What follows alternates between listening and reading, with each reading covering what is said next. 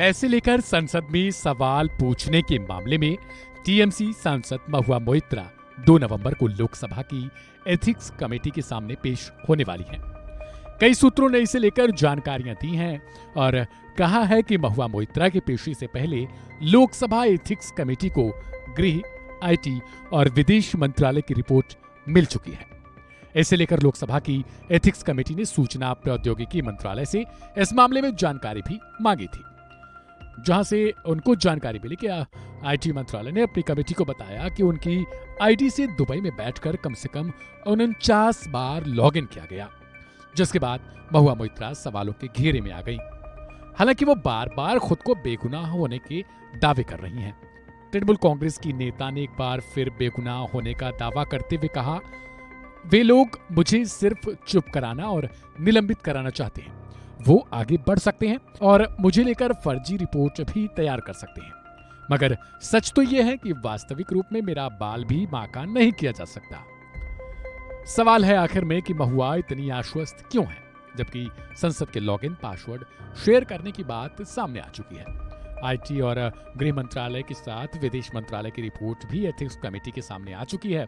TMC सांसद महुआ मोइत्रा के खिलाफ कैश फॉर क्वेरी के आरोपों पर आरोप मढ़ने वाले बीजेपी के सांसद निशिकांत दुबे ने कहा कि संसद के अपने कानून है। मैंने अपनी शिकायत आचार समिति को सौंप दी है। मेरी गवाही आचार समिति में हो भी चुकी है। महुआ मोइत्रा कल समिति के सामने पेश होंगी, इसीलिए मेरे 2 नवंबर के बाद बोलना बेहतर होगा। देखिए, पार्लियामेंट के एक नियम कानून है। मैंने अपना कंप्लेन कमेटी ऑफ एथिक्स को दिया है।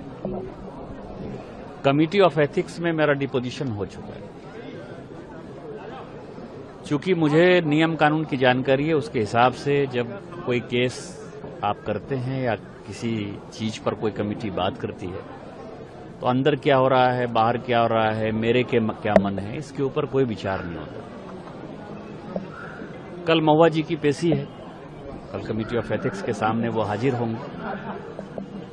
अब कमेटी उसके बाद जो फैसला करेगी, मुझे लगता है कि 2 तारीख के बाद मेरा बोलना जो है ज्यादा उचित होगा। इसलिए आप सभी अखबार वालों से, मीडिया वालों से मेरा विनम्र आग्रह होगा कि मेरी बात को ये कोई अहंकार नहीं होगा, क्योंकि मीडिया ही सबकी जान है। आप मजबूत स्तंभ हैं जिसके कारण कि कोई चीजें जनता तक आती हैं कि कौन सही है, कौन गलत है। इसका भी मामला निपटेगा कि मेरा जो आरोप है कि महुआ जी ने राष्ट्रीय सुरक्षा के साथ खिलवाड़ किया कि नहीं किया, महुआ जी ने भ्रष्टाचार किया कि नहीं किया। इस पार्लियामेंट में 10,000 रुपया लेने के लिए, क्वेश्चन पूछने के लिए सांसद बर्खास्त हो चुके हैं, निष्कासित हो चुके हैं। माननीय सुप्रीम कोर्ट ने भी कहा है ये बात। ये उससे ज्यादा सीरियस विषय है। भ्रष्टाचार तो एक तरफ है ही, दूसरी तरफ विषय राष्ट्रीय सुरक्षा है। इन चीजों के बारे में विशेष जो कुछ भी है वो मैं 2 तारीख के बाद बोलूंगा। फैसला क्या हुआ सर? पक्ष में क्या उम्मीद है सर? कोई भी आदमी जब केस फाइल करता है तो वो अपनी जीत की ही कामना करता है।